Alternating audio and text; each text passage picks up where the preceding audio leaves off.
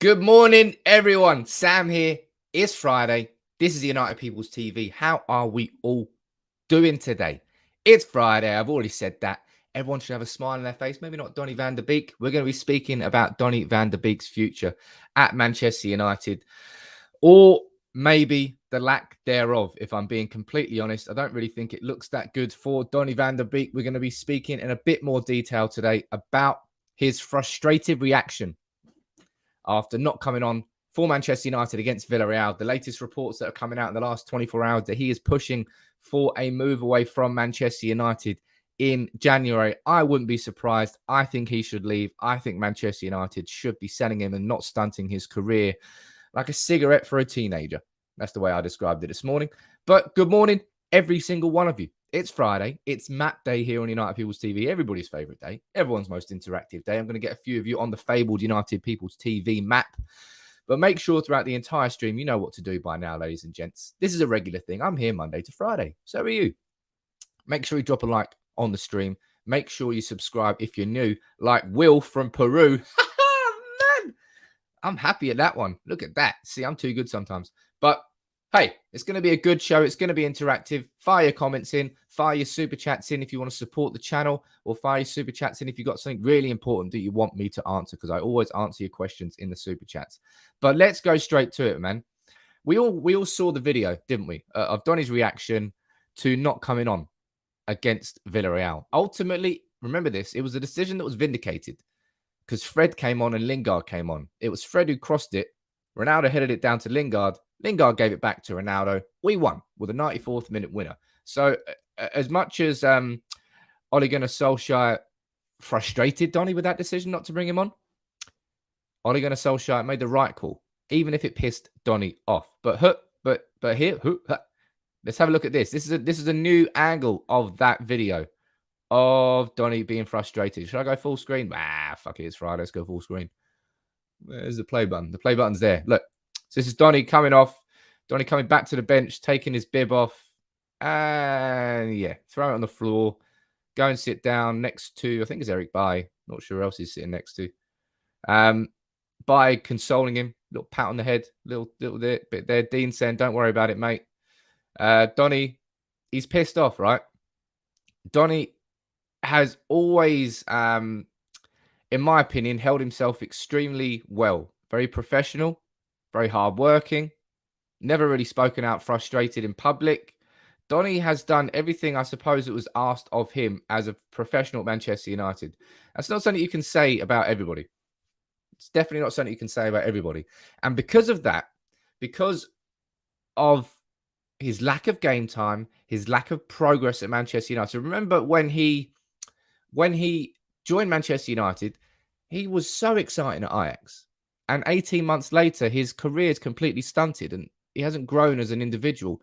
Edwin van der Sar told us to look after Donny. We said we would, but we haven't. And I maintain this. I can see people in the comments saying, look, great man manager. And then he's doing this to Donny. Ole Gunnar Solskjaer did not sign Donny van der Beek. I don't care what anybody tells me.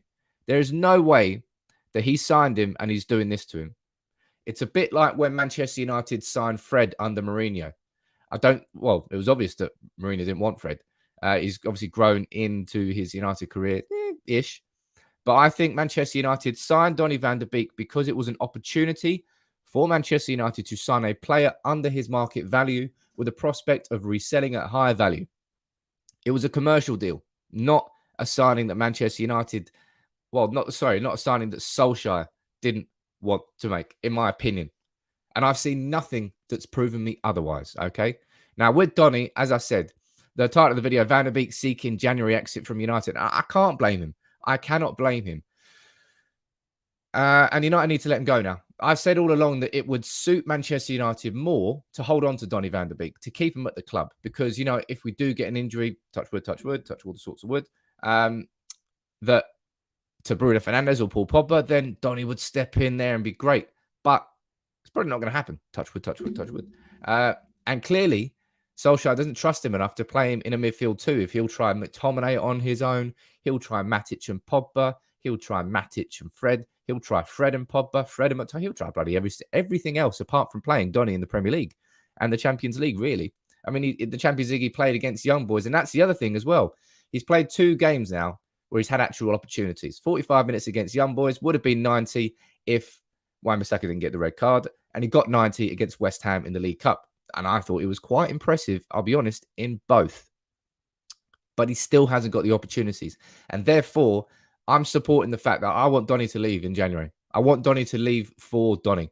He's not going to become part of Manchester United. I think we can all agree by this point that's a fact, surely.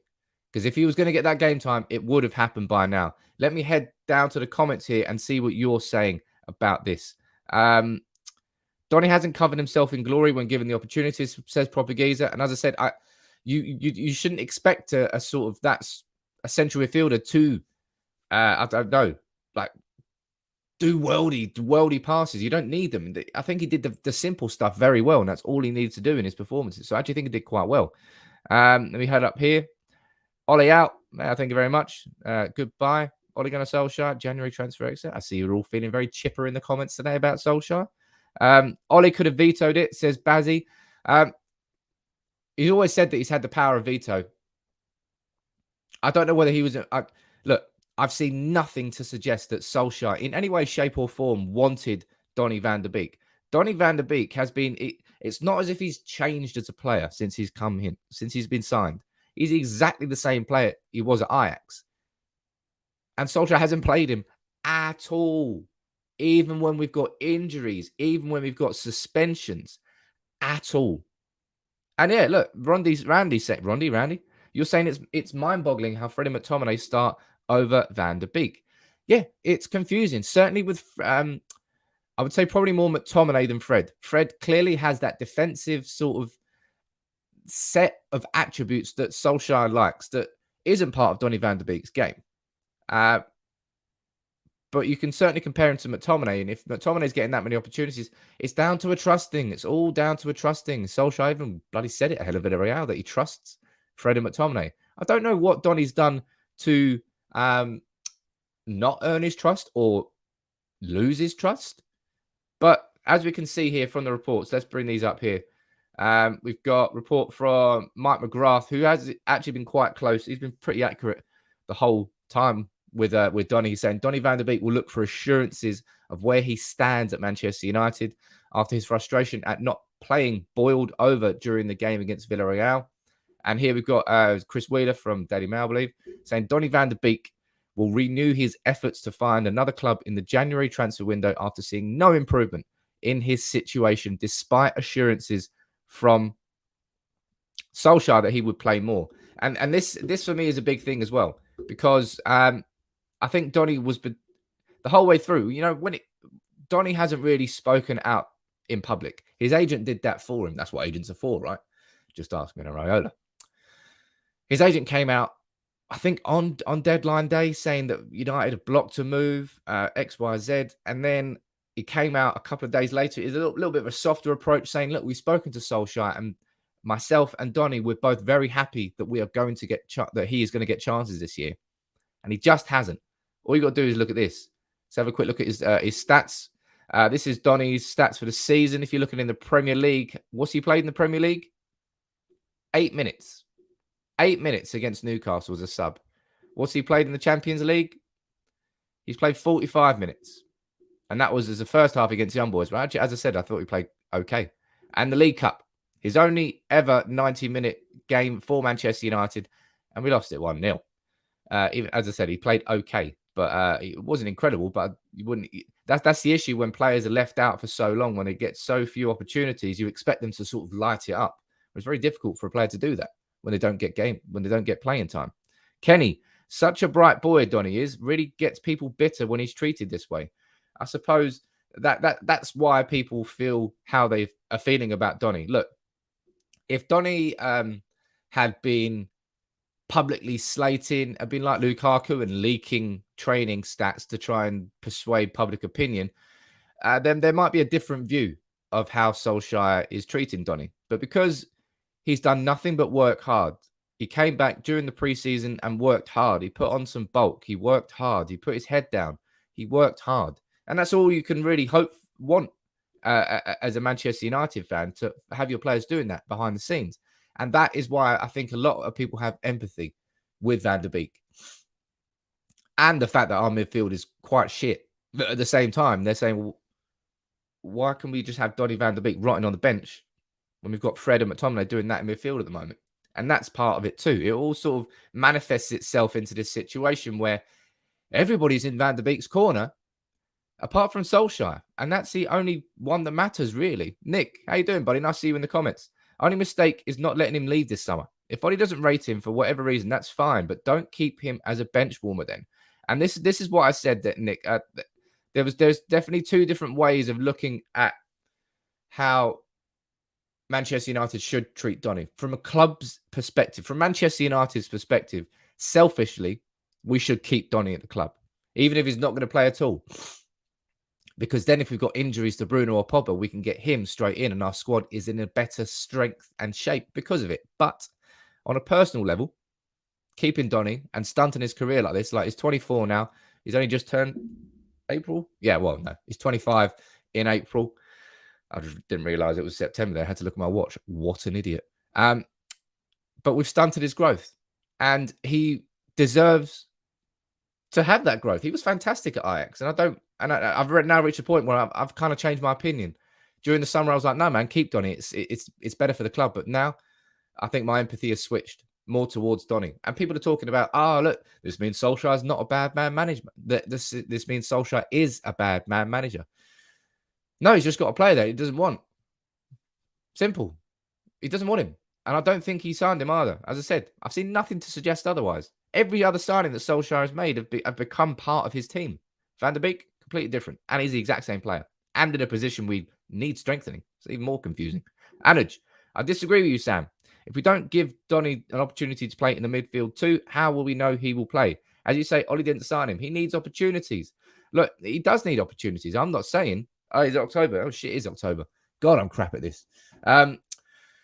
He needs opportunities, but clearly he's not going to get them. It's now not a case of whether he needs opportunities or doesn't need opportunities, because we know he needs minutes. We know he needs game time. But the mere fact that we blocked his move to Everton, they're all saying like it was basically done, loan deal to Everton, would have played plenty of time under Benitez, regular Premier League football, good for him anyway. And we blocked it. We were like, nah, we blocked it. And since then, we've given him 90 minutes against West Ham in the League Cup, 8 minutes against Newcastle in the Premier League, and 45 minutes against Young Boys in the Champions League at a time where our midfield is really not good. And that is the big problem that for a lot of United fans. That's why that's why my empathy is switching. If Man United's midfield was playing brilliantly right now, and there was no chance that he could get in, it's a bit like Dean Henderson. I've got a bit of sympathy for him, but no one can complain. Look how good David De Gea is playing. Simple as that. He might want game time, but sorry, Dean, not when Dave's playing that well. But at the same time, we've got this midfield situation at Manchester United, which is the biggest problem we've got at the club. We've got a player like Donny van der Beek on the bench, rotting. And so many are like, why are you starting Fred and McTominay when you got Van der Beek? And that's an understandable frustration. And that's why my empathy has switched for him. Comment here from Advocate. What is good for United? Ole leaving or Donny leaving? Quality of the videos has improved a lot. Keep it up. Thank you very much, Advocate. I'll speak about the video I did yesterday on Ole out, which let's just say it's caused a bit of debate in the comments. Look, Ole's going nowhere. I don't want Ole to leave. I've already made that abundantly clear. I don't really want to speak about it too much because it's very difficult. And it's very difficult to articulate my whole feeling with Ole. And I did it in the video yesterday, so I'm going to leave it to that. But let me go down to the comments and read a few of your opinions out. Rego John. Donny should have been given at least the loan deal. If Ole doesn't want to give him game time, sell him. It's ruining his career. And at this point, look, I'm really agreeing with you there, Rego. Ray, I'm going to call you John. It's easier. We blocked that loan deal because we gave him assurances of game time. We've broken that promise. Therefore, we've done a disservice to Donny. Peter, it's really heartbreaking to see Donny treated this way by Ole. It's really unfair of Ole. Our biggest problem is Ole. He doesn't have what it takes to be Manchester United manager. Well, at least you're sitting on the fence there, Peter. I would disagree with you. Not completely there. There's certainly things that he has to learn, but I've seen. I can't even remember off the top of my head who we signed. We signed Maguire. We've signed Dan James. We've signed Donny van der Beek. We've signed Rafael Varane, Jadon Sancho, Cristiano Ronaldo. I can't remember who else he has signed, but all the other, as far as I'm concerned, on the top of my head, all the other signings that Solskjaer has made have become part of his squad, quite integral parts. Apart from Ole Gunnar, apart from Donny van der Beek. For us, you're saying something different. You're saying we've already know that Ole has vetoed on all signings. So saying otherwise is sticking your head in the sand.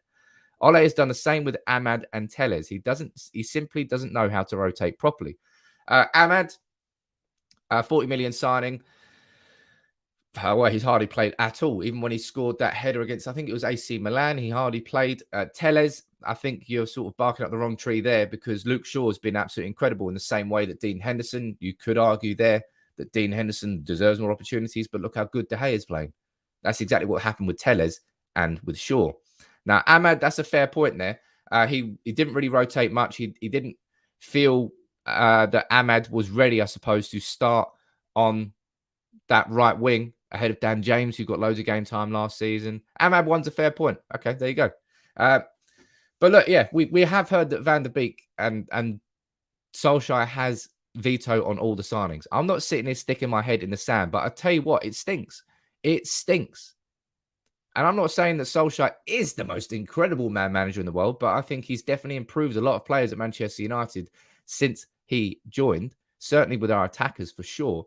But with Donny, it's just weird. It's just weird at this point. I'm going to be doing a full story. If you remember OGs of the channel, you'll remember me doing my full story videos.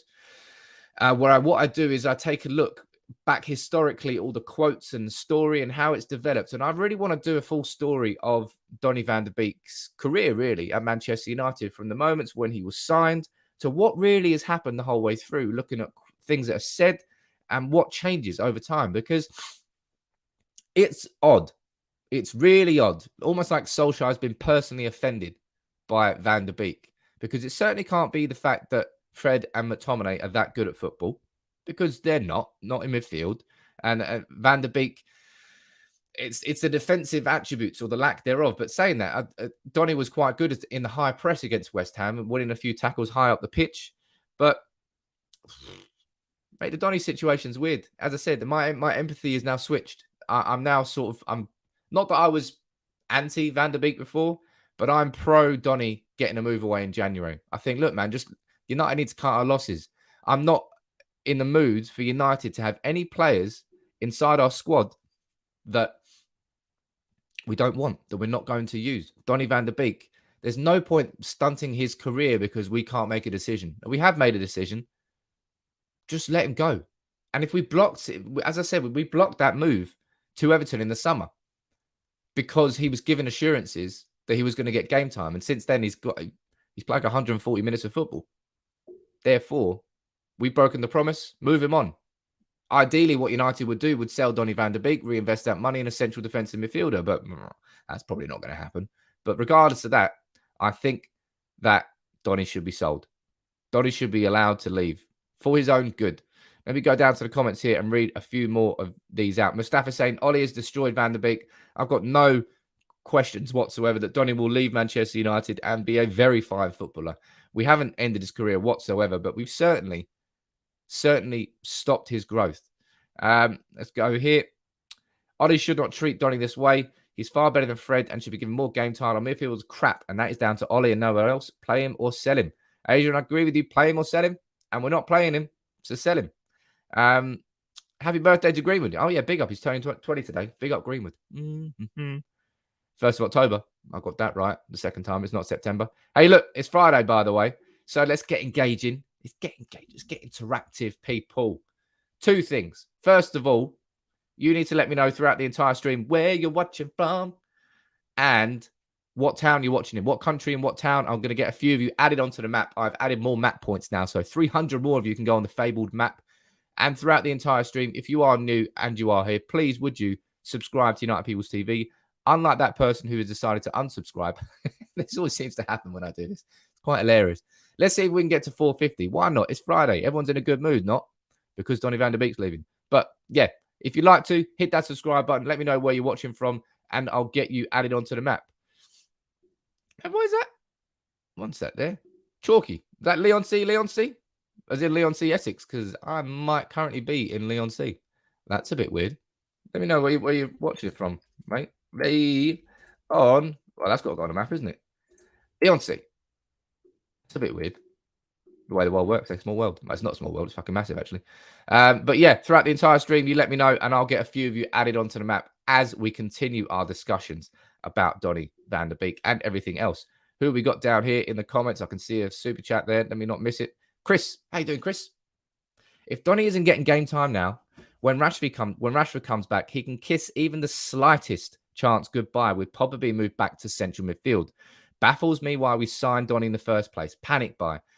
Yeah, okay. Honestly, everybody, that's a good question from Chris. You let me know in the comments. Why do you think we signed Donny van der Beek? Because on paper, his attributes were very obvious. Very obvious. He was a ball-playing, possession-based, Ajax-bred midfielder. We knew exactly what we were getting. It's not as if he was like a young, up-and-coming player. He was, 23 when we signed him? We knew exactly what style of football he played. And we just haven't given him the opportunities to play there. A couple more comments coming in here. I'm going to keep reading them out, as always. Nick, how you doing, buddy? I agree, Sam. Alex and Dean don't get any game time because their standings are actually performing. The midfield has been shite all season and still no chance for Donny. Watching from Assen in Netherlands. Whoa. So you can get added onto the map. And you're exactly right there. I think that is the crux of why everybody is so frustrated about Donny van der Beek. I mean, you yourself, you're a Dutch man. What's the opinion out in Holland? Is it more intense? Is it stronger? All this conversation about Van der Beek not playing at Manchester United and not getting any opportunities under Solskjaer. You let me know what they're actually thinking out there and whether it's any different. But certainly, in Manchester United fans, it's getting bad now, isn't it? Anuj, in my opinion, if Ole subs winning the games, I don't see Donny coming anywhere near the 11, let alone coming on as a sub. Happy birthday, Mason. Anuj winning celebrating the happy birthday, wishing the happy birthday there to Mason Greenwood. And look, and this is the big thing. I can't pull up the stat right now because I don't have it to hand.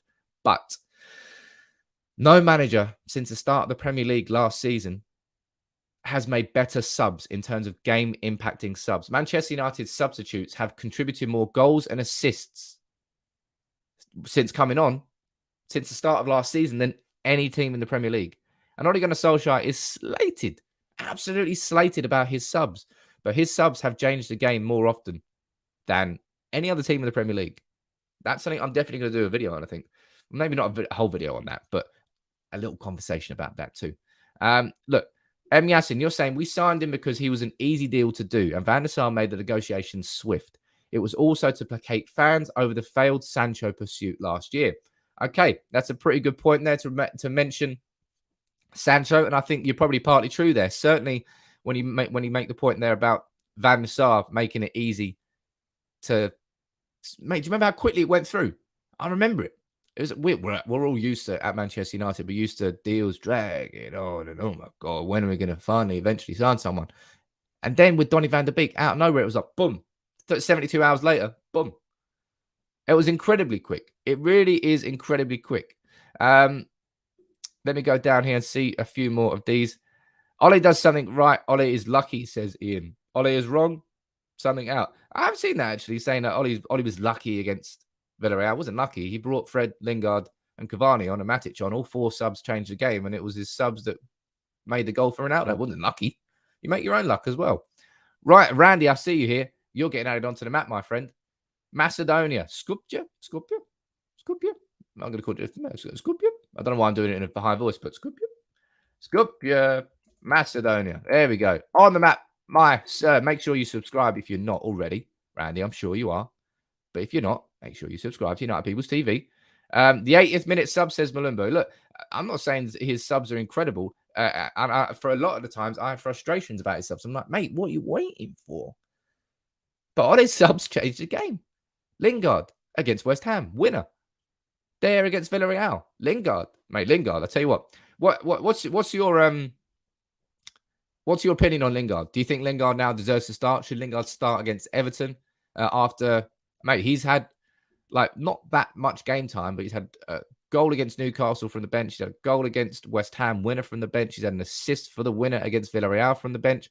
He is our super sub. He's taken on that super sub mantle from Solskjaer.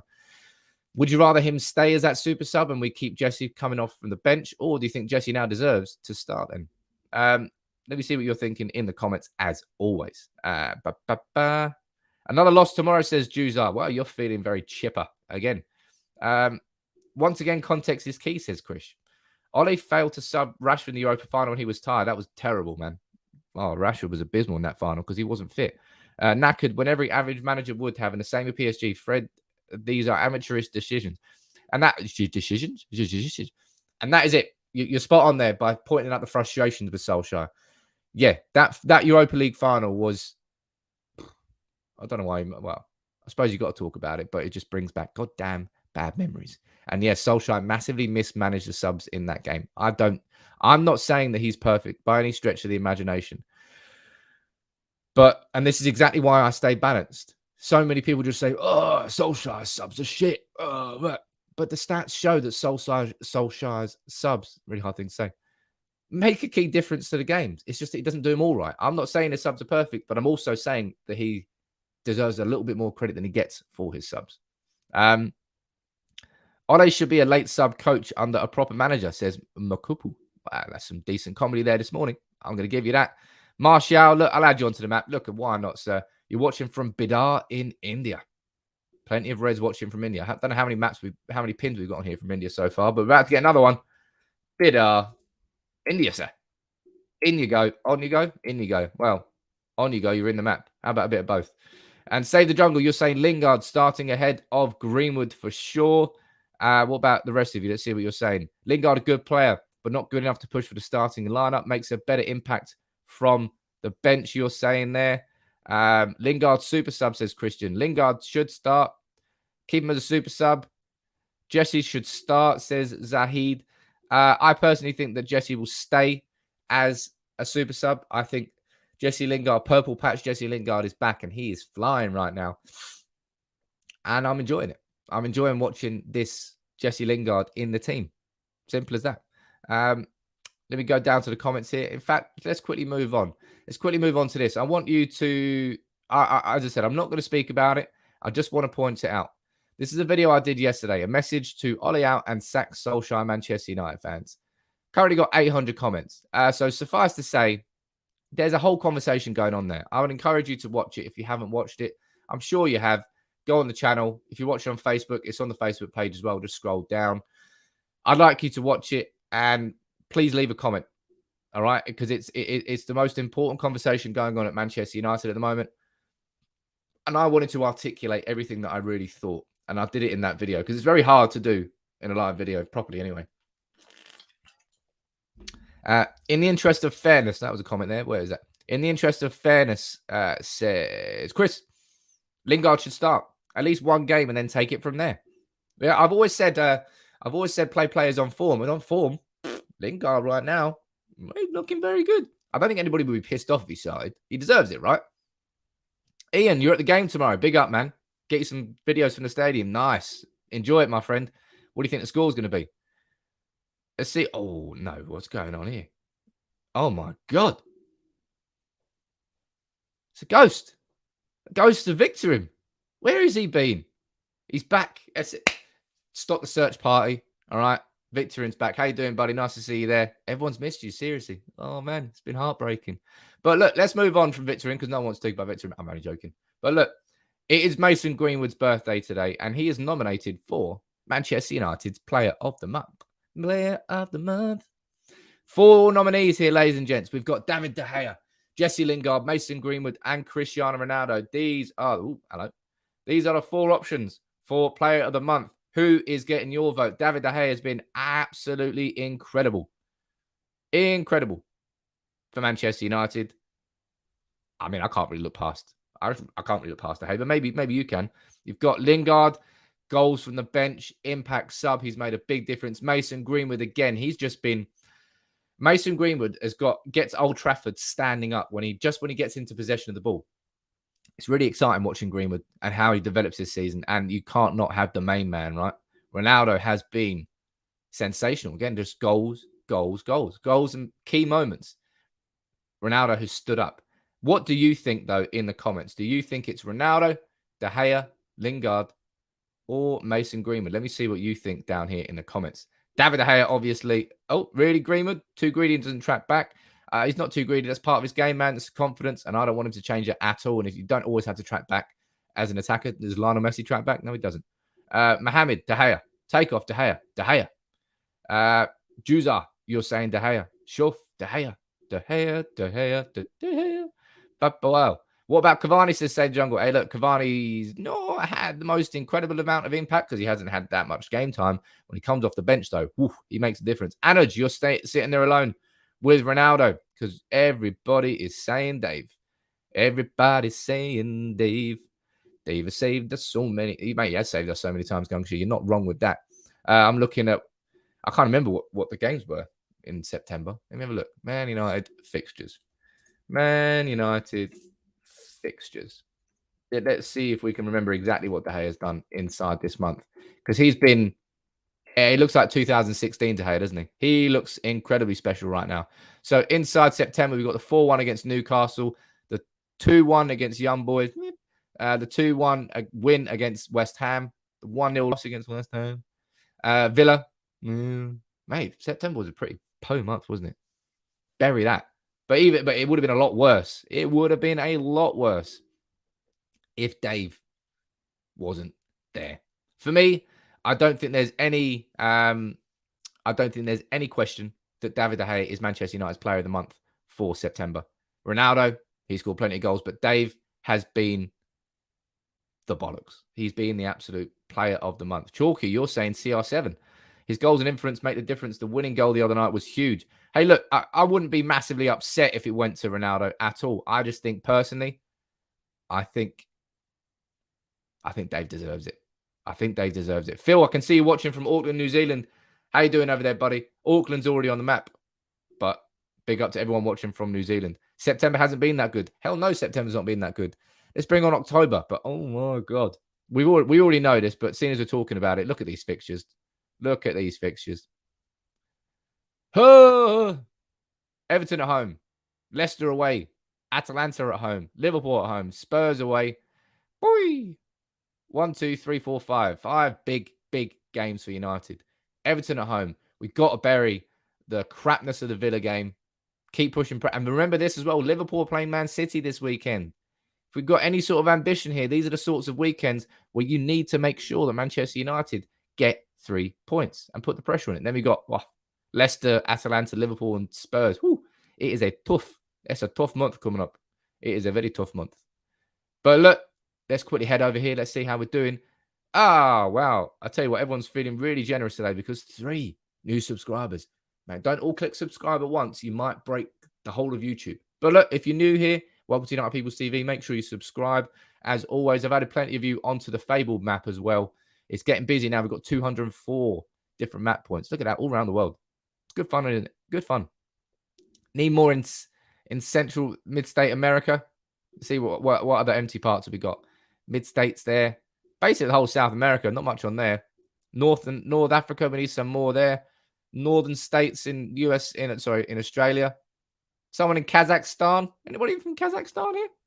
But look, let's speak about. I'll just head to the comments. That was nearly a good Scottish accent, Sam. Nearly. I know. I kind of slipped in between. Sometimes it's clear. Sometimes it's not. You know what I mean, Paul? Is what it is. Algeria. Look, Mo's watching from Algeria. There you go. Where inside Algeria are you watching, Mo? In fact, I'll just get Algeria on the map for you there. You can let me know after. Algeria. For Mo, you're on the map, sir. Algeria. So how's everyone feeling about the game tomorrow, man? It's Everton. We're at home. I don't actually know how Everton have been playing this season. I'm going to have a look. I'll have a look because I don't really know. But I don't really care. United are at home. United had to be beating teams. Left, right, and centre. Simple as that. Well, it's never as simple as that, is it? But I kind of wish we do. And look, we were speaking about Cavani there a little bit. I want to speak about Cavani because I want to show you this. This made me just put a big smile on my face. This is from the game the other night. Ball into the corner. I think I've shown you this. Look at that chase. Look at that full sprint into the corner. Chasing a lost cause. Boom. Possession. Gained. He sets the tempo, doesn't he, when he comes off the bench. Cavani's cracking player. And this bit here made me laugh so much this morning from the Athletic. Unai Emery employs a tactical periodization method of warming up his substitutes. They were going through a routine when Cavani decided to stretch his muscles between them in an apparent effort to unsettle, provoking an angry response from Emery's staff. That is the sort of shithousery I can get behind. I absolutely love Cavani. Cracking bloke. Clearly feels the affection from Manchester United fans and reflects that in his performances and his style.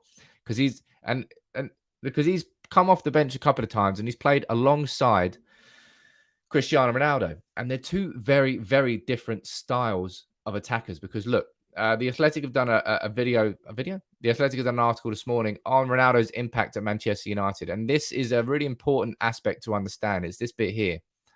Currently, let me go full screen on this, see if you can see it a little bit better. Currently, no forward has made fewer pressures than Ronaldo. So if we look down here, look, there's Ronaldo right at the bottom. It means per 90 minutes, he makes an average of 2.7 pressures on a defender who has possession. He doesn't make any. Mason Greenwood makes nearly 5 times as many as him. Now, why is that important? That's important because Manchester United, under Solskjaer, we like to employ a pressing style. And Cristiano Ronaldo doesn't press. And the only way that the press works is if you press as a unit. It therefore means, and I saw it against Villarreal, Bruno kept doing this. Bruno kept pointing, saying, why aren't you pressing there? Press over there. Press here, press there. Because he was pressing. But if you don't press as a unit, there'll always be someone who's available for the pass. Now, the issue here is that it's a bit of a what do you do situation, because Ronaldo's 36. He can't play an intensive pressing game. Cavani, if he was coming on from the first minute, he wouldn't be able to press like that. By the 50 or 60 minute, he'd be shagged. Greenwood can do it. Bruno can do it. Rashford can do it. But Ronaldo can't. So what do you do? Do you adopt a press that's maybe slightly deeper rather than on the edge of the opponent's box? I don't think it will really work as well. What do you think about that? Why do we want our strikers pressing all over the place? Says Nick. It's because if you do that, you win the ball higher up the pitch. You get it so the defense is out of shape by the time you have possession, and it means you create more opportunities. That is simple as that. Cavani's a beast, says Victor. Look at him. He's back in here. Everyone's so excited. Ronaldo only wants to attack the games that need pressing. Look, I don't think Ronaldo's going to be pressing anytime soon. Ronaldo is Ronaldo, man. He doesn't need to do anything. He doesn't need to do that. He just needs to stay in and around the box, save his energy for there. And I agree with that.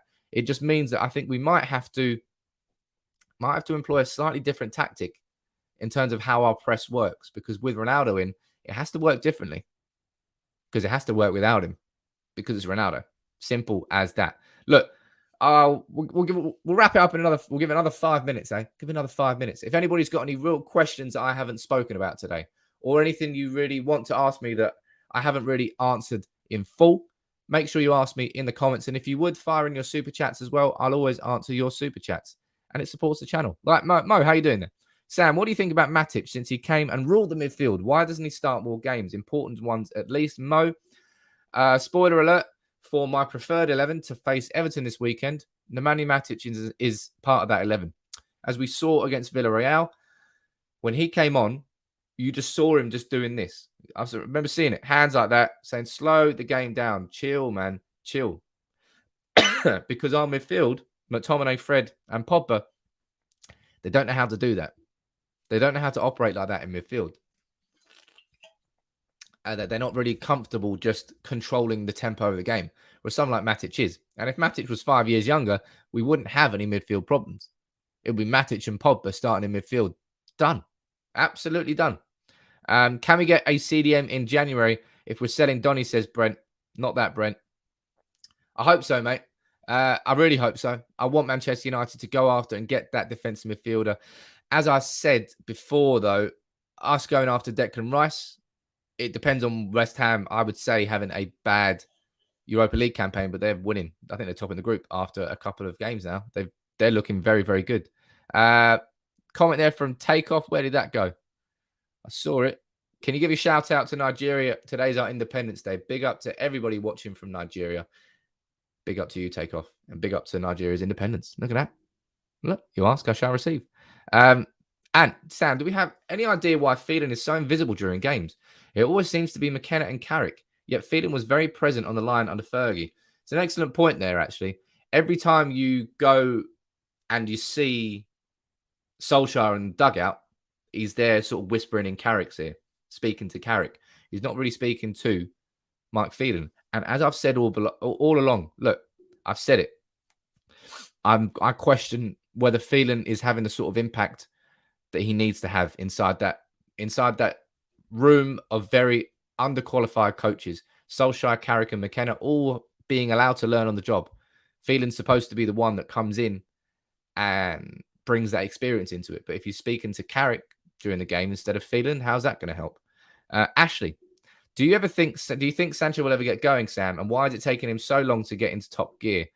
Look, there's a stat here that came out, which I knew, obviously, it happened last season with Sancho. Do you not remember last season when he had a really sort of slow start to the campaign with Borussia Dortmund? Everyone was questioning, saying, "Oh, look, has he gone off the boil? Can Jadon Sancho do it anymore?" Boom. Here you go. We're seeing a very similar thing here. Jadon Sancho didn't score his first Bundesliga goal until match day 14 last season. And in the following 10 appearances, he was directly involved in 12 goals with 6 games and 6 assists. I think that's exactly what we're going to be seeing with Jadon Sancho at Manchester United. It might not be working for him right now, but he's working at trying to make that happen. And when it starts happening, trust it's all going to happen. Akib, you're saying I was at the game and I could make out Phelan on the touchline a lot, to be fair. So maybe it's a different sort of feeling when you're inside Old Trafford and seeing what goes on there. Let's have a look. Is Phelan still flying to Australia between games, says Steffi. Don't actually know that, right? Love you, Sam. Nigeria celebrates today. Enjoy it, my friend. Brent, your live shows are lit. Please do these more often. Thank you very much, buddy. As I said, look, if you are new here, make sure you subscribe to United People's TV. I'm here Monday to Friday. And trust me, United People's TV is only going to get bigger and better. I've got so many videos planned for the international break. We're going to be looking at full story of Van der Beek, the real problem with McTominay and Fred. I'm going to be looking at Manchester United's defence. I'm going to be looking at our best 11 once we're back in business because Rashford's back. There's so much content that's going to be coming out over the next few weeks, and I wouldn't want you to miss any of it. So if you are new, subscribe. Like 6 of you have subscribed there. Look at that. Let's get it to 420. Hey, 420, not that sort of 420. Although that would be a fun day. Let's get it to 420 here on United People's TV before the end of the stream. Why not? And as I keep saying, keep firing your questions in. It's Interactive Friday. If you want to ask me anything, maybe I should do that at some point. Would you like me to do an AMA question like show? I could probably do that on a Sunday, maybe. I am planning to do more shows. If there's any other, I always say this as well. If you've got any video ideas or live show ideas, hit me up on Twitter. My Twitter is @SamPeoples_. I'll leave it in the comments here. @SamPeoples_. That's my Twitter account. If you've got any ideas, you want to talk to me, my DMs are always open. I do that because, sometimes people need help. Sometimes people want to speak to me. There you go. I leave them open for that. Just don't spam me. If you spam me, I might block you. Christian, are you going to be doing any interviews with people associated with Man United anytime soon, says Christian. I'm absolutely trying to. I'm reaching out. I'm trying to get interviews lined up. Anybody who's watching United People's TV for a long time know I really enjoy doing the interviews. I really enjoy doing actual insightful content because I think there's a lack of it on YouTube, if I'm being completely honest. A lot of football content is very reactionary, very newsy. A bit like that. I'm not saying there isn't a place for it. That's what these live streams are about. Interaction, having conversations. There is a place for it. But there really is a place for insight. I can see here, Yasin, you're saying video suggestion is tactical analysis after games. If anybody wants to help with that, that's very difficult to do in quality, in time, because timing is everything.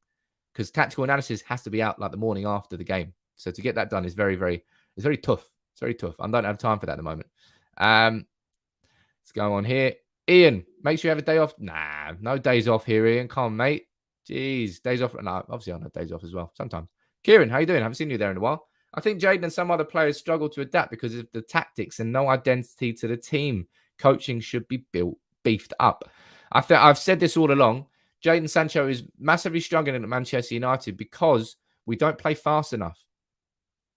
When we play through the lines fast enough, that's when you get the best out of Donny. You slow it down a lot.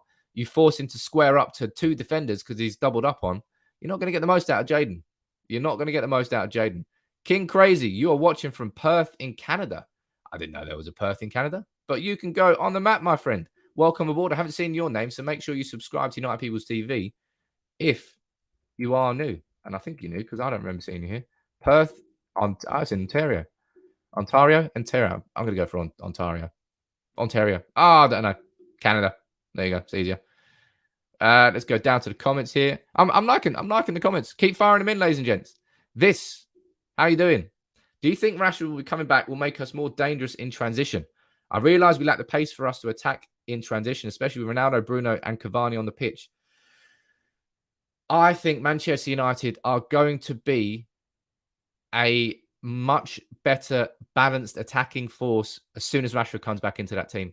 I've said that for a long, long time. Should be Rashford on the left. It should be Bruno through the middle. And it should be Sancho on the right in the goodness of time. With Greenwood being there. Greenwood playing on the right sometimes. Greenwood playing up front sometimes. It's going to be difficult. Not difficult, actually. It's perfect. We've got Greenwood and Sancho. That's perfect 2 right-wing options. Or maybe Sancho will sometimes play on the left. I don't know. But Rashford should be in that starting 11 straight away, man. We have missed him. He'll definitely help with the press. He'll help with the shape and the balance of our attacks. He'll just help a lot.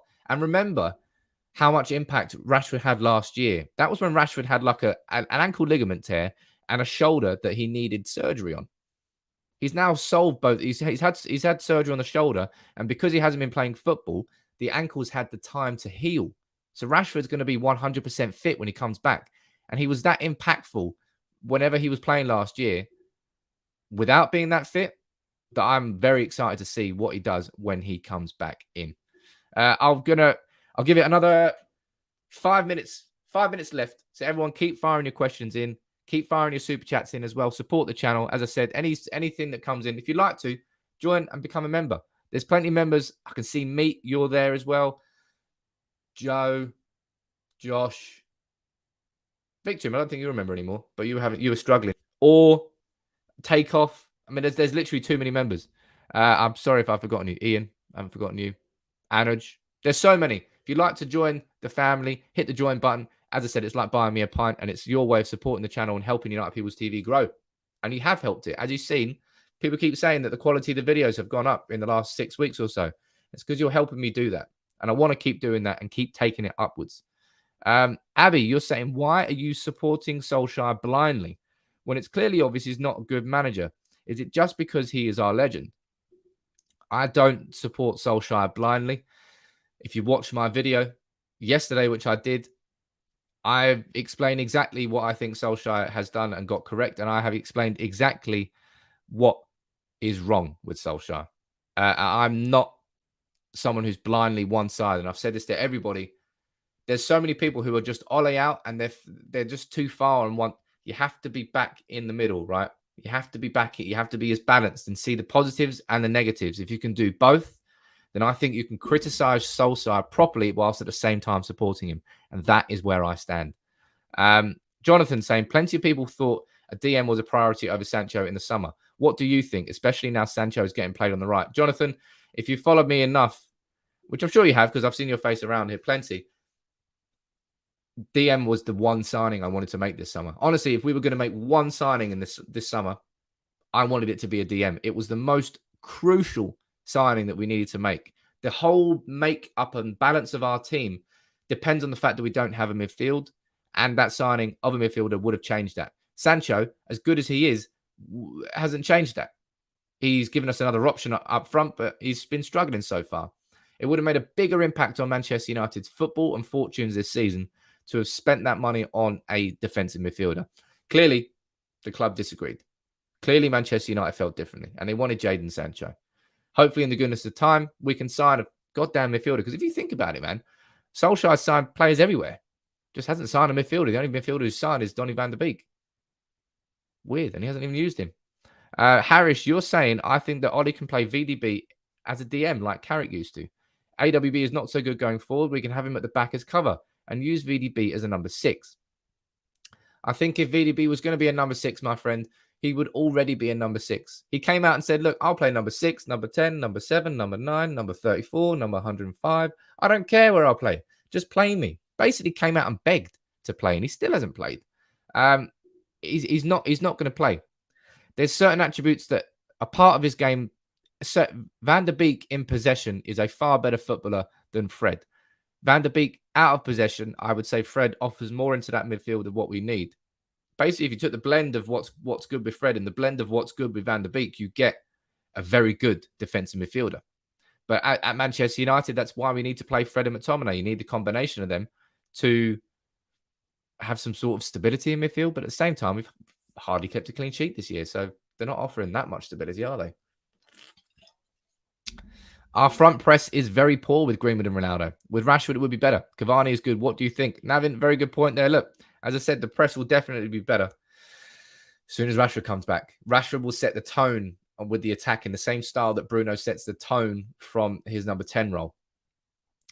I can't wait to see it. I really can't wait to see it. I'll tell you what, look, I'll wrap it up for today. We've added plenty of you onto map. We've got Perth, Algeria, Bidar in India, Skopje in Macedonia, Assen in Netherlands, and Leon C in Essex. Chalky, send me a DM. I didn't know you were from Leon C. That's weird. But thank you very much, everybody, for joining in. Make sure you're here at 1 p.m. today because my predicted 11 and my preferred 11, I'm going to do both in the same video after requests from you in the comments, I may add. I'm going to do both inside that video. The 11 I think Solskjaer will play, and the 11 I personally think Solskjaer should play against Everton. That'll be out around 1 p.m. today. I'll be here tomorrow. The United Legacy Arms will be open around about 11:30 ahead of the 12:30 kickoff. Come in the pre-game pub. Come in for a pint. Come and have a chat. React to the team news. And I'll be here tomorrow after the game as well. So make sure you subscribe to United People's TV if you're new. Make sure you drop a like on the video, as you always do. Thank you very much for your comments, for all your super chats, for your support for the channel. Let's take it onwards and upwards. And I'll see you later on. As I said, if you haven't watched that video, my message to Solskjaer and Man United, Ollie out fans, please watch that. It's really important that you do. Take it easy, everyone. Have a good Friday.